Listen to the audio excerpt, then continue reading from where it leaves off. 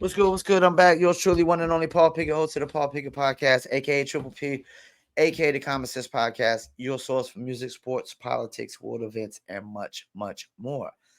Today, I want to react to a video of Joe Budden and the crew talking about the ESTG walking out of Bootleg Kev's interview, and actually seen the video where he walks out of the interview. But I want to hear what the Buddens and the crew has to say, and I'm gonna give my opinion as well. Before we do that, though, I want to give you a word from Dizzle brand premium luxury liqueur.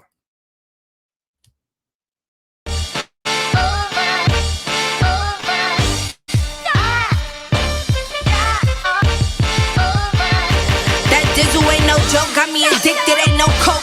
Let's just have a toast. Anybody want some smoke? Cause it's up, I be Dizzled up. Catch me sipping with my double cup. Can't just have one, you gotta double up. You pour it, gotta watch it bubble up.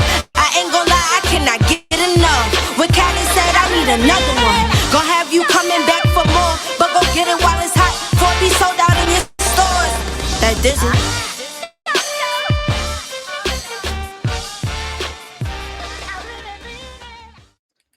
I really mean it. Just push your Dizzle on ice, and it's nice. If you want to order your very own bottle or bottles of Dizzle Premium Luxury Liqueur, which is mixed with agave tequila, cognac, and orange liquor mango mix, just go to dizzlebrand.com. As you see, do you Dizzle? Order at dizzlebrand.com. Click on our locations. Click on one of the top 3 website links. I recommend Emilio's Beverage. Below that's locations in California, Oklahoma, Kansas, and Arkansas. Don't forget, you must be 21 and over. Shipping and handling is included as well. Also, if you just go to dizzlebrand.com, click on the homepage and order online, that'll take you straight to Emilio's Beverage. Also, you got the Dizzle brand merch. I got one of the t-shirts on right now. This is the black and gold, one of the very first versions of it. And you can get this on dizzlebrand.com as well. Got the black and we got the white and red, the white and blue, got the black and gold, got the hoodies, sweatshirts, hats, and more. Also, it's available on Etsy.com, ETSY.com. Search for Dizzle Brand. And the Dizzle Brand gummies as well are available at dizzlenova.com. Link will be in the description. I repeat, Dizzle Brand gummies at dizzlenova.com. All right, let's get into it. Podcast. True. Fucking stupid bootleg Kev start asking him questions. That's crazy. Yeah, during an interview, man. That was wild. Who does that? ESTG had heard enough, got up and walked out.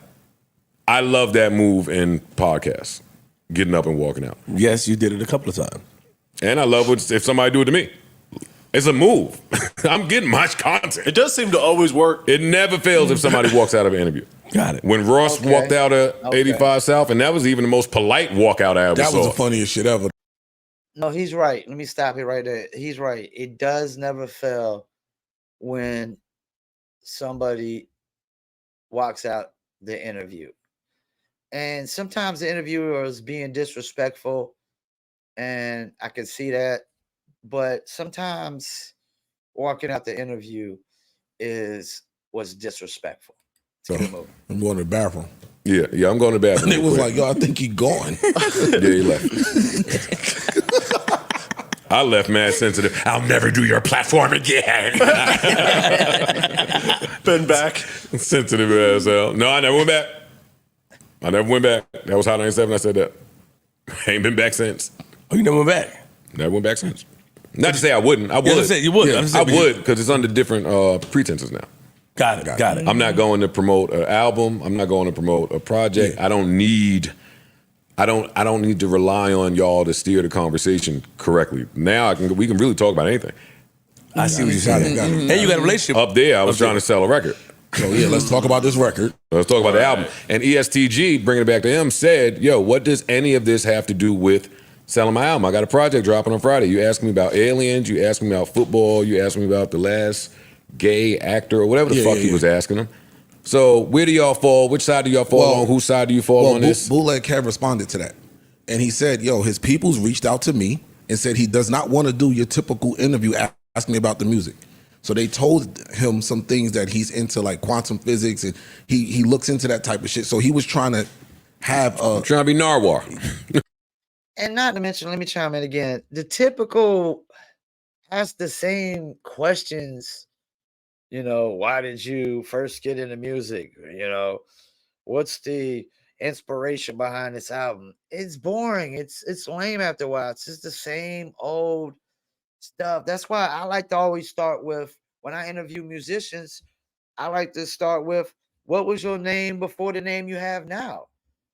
So the fans can understand who you were before this. And that's the thing. Having these interviews where you ask non-music related questions, I think is really good for the fans to really understand you as a person and try to relate to you, because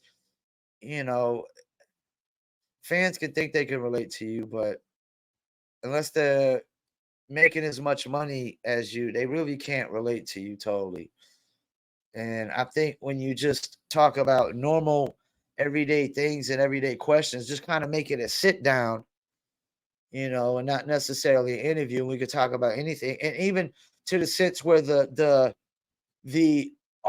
person being interviewed can ask questions to the interviewer as well. he was just trying to have a non-traditional interview where we just sit here and kick it and talk shit. So where'd the miscommunication?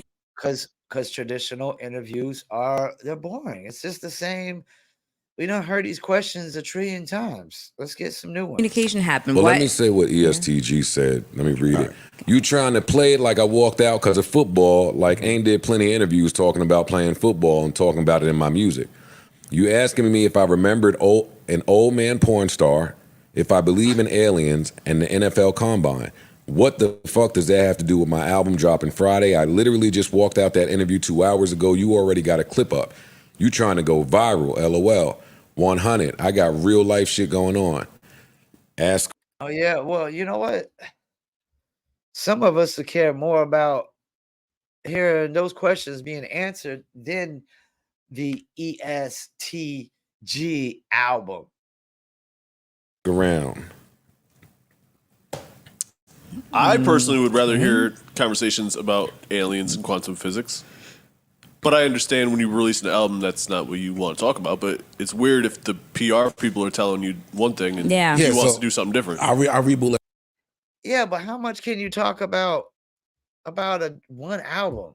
How many questions, if you're doing an hour-long interview, I mean, how many questions can you really answer about one album? Really? It should be more like you come here and let fans see who you are as a person. And at the same time, let's plug in the album, plug in the single, plug in these things. I really feel like rappers nowadays, they remind me of these modern day NBA players. It's just a real sense of entitlement going on here, in my opinion. Kev's response about the ESTG thing. I'm a fan of his music and was genuinely excited to talk to him. I was told by his team that he wanted to not have an interview not filled with typical stuff where we talk about music, this, music, that, etc. Apparently, he has a wide range of interests that includes the universe and quantum physics, etc. That's what I was told. So I approached our interview as I do every single one. Let's have fun, shoot the shit, and get to know who you are outside of the music plus persona. Then he continued on. He was like he was looking forward to talking about just outside of music topics, and it clearly irritated. I'll push back on what you said, Paul. It's not uncommon for the artist and the publicist to be on two totally different pages. True. It's not. Absolutely true. And these artists are moody. So yeah, that might have been normally my thing, but Yeah, especially when people freely throw out that PR in the music industry, in the music business world. I never really called Promo Palace LLC a PR company because, I know the difference between a online advertising and an internet marketing company and a PR company. And people throw this PR behind their names a little too much for me anyways. You know, like I think a lot of these people that call themselves publicists and PRs nowadays don't even know the actual job requirements of being a PR. They do things, they do just internet marketing things and call it PR. You know, they don't get you no actual real press. I'm not in the mood. Actually, that's one of my biggest beefs in the music business. Well, not in the music business, but yeah, is that the publicists in trying to do their job is gonna tell the platforms whatever they need to tell them to get the shit booked. Right. And when they bring it to you, they're gonna tell you whatever they need to tell you to get you there. It's not until the artists get there and find out for themselves that bullshit. you really know what's going on. Yeah. Like we've had artists that came in here that clearly did not want to be here. On the walk-in, didn't want to be here, but then you loosen up because you, from whatever they might have heard about you, or they just Tense. tense. Yeah. Exactly, tense. A lot of people have that about me. And then they walk in and like, oh shit, this shit is chill. It's cool here. All right, bet. And now they're the usual, yo, we got to hard out because we got a flight to catch, which we know what that means. If we'll give you this amount of time, if we ready to leave, we leaving for this reason. Half the time, artists will sit here and be like, yo, nah, we good. We pushed it back. We can rock out a little longer. Because they loosen up and they realize it's a more It's a gift. comfortable environment. Yeah. You know what the problem is? And as a artist myself, I can speak on this. And just dealing with so many old school artists and just I've interviewed so many artists through the years, doing unsigned radio with Indie Castle, dealing with tens of thousands and thousands of artists. Most musicians think that their job is to just make music. They think that's all they should have to do is just make music, perform on stage, and get paid for it. No, that's not how it works. It's not how it works. And it's never really worked that way. It's never worked that way. You know, the musicians that are the people persons, they're the cats that are winning. The J. Coles, the Drakes, the Kendricks, the Joyner Lucases. A lot of these rappers think they should be entitled to fan base, entitled to sell this many tickets. They think people should just, as soon as they drop, they should be entitled to get plays and views just because they shouldn't have to do all this extra. Most of them, they don't want to do interviews. They think it's beneath them. They treat it like NBA players treat media. That's how they treat it. They treat it like NBA players treat media. Back in the days, we wanted to get every interview we could. Every single interview we could. And I understand you get to a certain stature, time is money. You can't do every single interview. You want to just do the ones that are the most significant, But yeah, these artists, it's just a sense of entitlement. They think it's beneath them. They treat it like it's the media, like NBA players treat media. But if you hear and you just don't want to be there, you dealing with whatever, it's easy for you to, yo man, I don't even want to talk about this shit anyway. Like, leave me alone. But that's the other thing. A lot of these new acts and new artists ain't really trying to do interviews, really. So it takes some coaxing from the publicist or the label or the A&R. Somebody got to talk you into it, or you got to have a relationship with the person that's doing the interview. Right. What I just say? These motherfuckers don't even want to do interviews. They think it's beneath them. They think, it's like the things it's like they only want to do things that they think's cool, but the shit that they think's cool ain't really fucking cool. It's lame. They just don't want to do interviews. Yeah, but if somebody's trying to talk. sell your record and you're saying to them, I don't want to do no interviews, then your team is going to get into trick you mode. True. And what happens? That's what this seems like. And you're paying somebody for nothing because they can't do their job. You know what this is? Oh, I know what this is. This is what, shouts out to Chris Roker. This is what me and Chris Roker always talk about. Don't watch us work. That's our motto for musicians. Don't watch us work. Shouts out to Chris Roker, School Tour, Dizzle, all that good stuff. Don't watch us work. That's what this is. This is the publicist trying to do their job, but you're just watching them work because you don't want to do the interview. This is don't watch us work. It's like if I'm working your song for radio and you stay in Fayetteville, North Carolina, which is my city where where I'm at, and I'm getting your radio play on the FM radio station in Raleigh. What are you still doing in Fayetteville? Why are you not in Raleigh while your song is playing in Raleigh? Why are you still in Fayetteville? Why are you not up there like, y'all playing my song on FM radio here? What's good with the interview? And then after you do the interview, why are you then you should be, chopping it up with the program director, like, well, who's the big show promoter here in Raleigh? The local show promoter. Okay, thanks. You got a way I could get in contact with him? Okay, contact him. Yo, we getting a lot of radio play here in Raleigh. We just did an interview. What's good with like an opener for a show or a show? You know what I'm saying? Damn. Yeah, this is the don't watch us work. ESTG.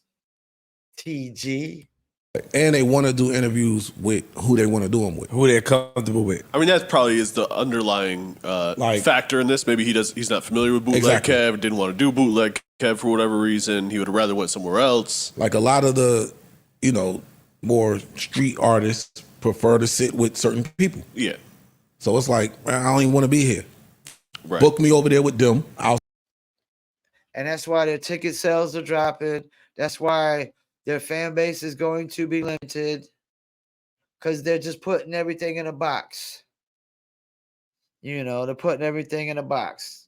They don't understand how marketing and advertising goes. Big fan base tapping into other markets, other demographics, other races. Sit there and we can do something. I think that I won't harp on this too long. Damn, I'm kind of conflicted as a rapper and a podcaster. I feel like most of the times when we have artists up here, I'm a rapper and a podcaster too, but I'm not conflicted on this. I'm not conflicted on this one bit. Yeah, I get what Joe said early. They walk out. It's good for clickbait. But first of all, this is the thing though. Like, when I'm interviewing unsigned artists, I don't really judge them based off do I like their music or not. I just try to give them a platform, And when I ask questions, I'm going to ask questions that are non-music related. And I let them know that beforehand. If you're not willing to answer sports related topics or even topics that might relate to your city or state that might be political, my podcast ain't for you. We'll talk about, we'll plug in your single, we'll plug in your album, we'll plug in your social medias, all that. But I'm not going to just sit on my podcast and just talk about one album the whole time.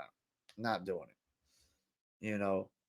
So I'm not really conflicted because these artists need these podcasts to push this album, and nowadays the way the landscape is of you do interviews with people and they want to attack you already, especially if you take some kind of social issue stance or some political stance, you're more likely going to do interviews with some people you might feel uncomfortable doing an interview with.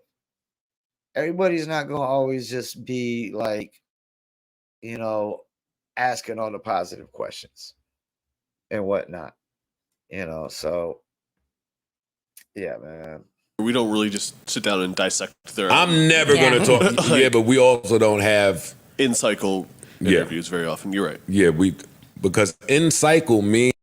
And you know what? Also, before I hate to cut them off again, if I'm doing mainstream artist interviews or celebrity interviews, like if I'm doing mainstream, like EST ESTG, I don't even like his music.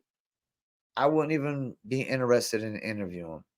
Even if I had the biggest platform on the planet and they were trying to pay me to come on here for an interview, I wouldn't do it.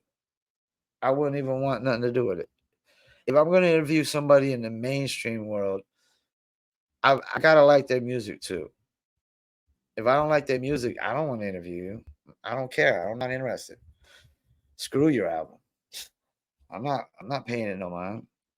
Means to me anyway, yo, I'm coming to talk about this dog. Yeah. Right. And I got 9 more of these lined up directly after you. Right. I ain't with none of that shit. And I want to learn about the artist. I'm sick of enough music. I have your music. Right. I got that. Thank you. Joe Budden is like, yeah, like what? How long can you talk about one fucking album in an interview? How many questions can you ask for a fucking hour? Well, let's start with your first song. What was the inspiration of that song? Okay, let's get to your second one. What's the inspiration of that song? Third one. Oh, what was the inspiration of that cover? What was the inspiration of the title? Who you got making the beats? Get the fuck out of here, man. You got to be a reality TV show nowadays anyways to make it in this business. So you got to put yourself out there, man. Yeah, man. Entitlement. Yeah. What do you do when you wake up in the morning? When's the last time you cried? What are you into outside of music? Do you remember this porn star? Yeah. Yeah. Yeah. So Shit, I ran into a porn star in Las Vegas. feel Bootleg Kev on that side. I'm on his side. Does Mainly- anybody agree with ESTG? Does anybody No. agree with him? I don't. I don't. I don't. I'm on Bootleg Kev's side mainly because it was your, and I get it, there can be a disconnect between publicists and artists, but it was your people Yeah. who even put that bug in his ear. Like to you have said, he him probably doing wasn't aware. And I agree. I'm blaming the publicist too. Yeah, for sure. I've had publicists come up to me and blow up a platform. Yo, this platform gets 900 million impressions with this much traffic and this much audience. And you walk in and there's some crackhead loser with a fucking Sony handheld bullshit mic Yeah. just asking you weird shit. Hey, dog, I don't give a fuck how many impressions you get. I'm getting out I'm of not here. doing this. Neutral button. Yeah, I'm with the guys on this. Even like Birdman, like walks up in there just to walk out. I put some respect to my name. How about make some great music yourself without needing Manny Fresh to pretty much carry the water for you? Because now that Little Wayne is left, what the fuck is Birdman put out over there? That's been great. I don't even know if he's probably still getting paid off of Drake, but Drake's pretty much, it ain't because of Birdman that Drake's putting out any good music. And yeah, to me, it's just like a sense of entitlement and thinking it's beneath him. And I don't know if Bootleg Kev was a good fit for that kind of artist anyways. To me, I think Bootleg Kev would be more lyrical artist. I know he interviewed YG but artists like that, I wouldn't even want to interview. I really wouldn't. If I don't like your music, if you don't even got a single song that I want to put on repeat, I don't want to interview you. I could care less about is it gonna propel my podcast to interview ESTG because he's got an album dropping. I'm not even gonna listen to the album. Fuck would I want him on my podcast for? You know what I'm saying? But if he wanted to come on and just do an interview that we just talk about any and everything, that could be a different story. But you just want to come on just to talk about your music. Nah, that's not even happening on my podcast with anybody. We're not just talking about your music. I'm going to ask you non-music related things too, or no, man, I'm not interested. I'm not interested. Once again, I want to thank y'all for tuning in to the Paul Pickett podcast. And I'm out.